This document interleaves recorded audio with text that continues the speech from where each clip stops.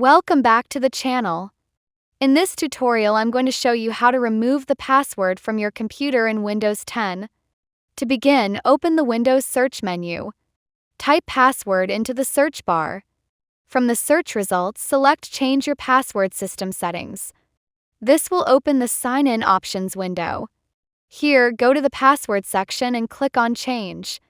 A dialog box will appear asking for your current password.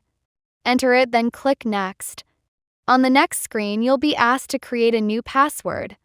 To remove your existing password, simply leave the password fields blank, then click Next and finally Finish. That's it. Your Windows 10 password has now been removed, and you'll be able to sign in to your computer without entering one. If you found this video helpful, don't forget to like the video. For more easy tutorials, subscribe to the channel and press the notification button as well. Thanks for watching.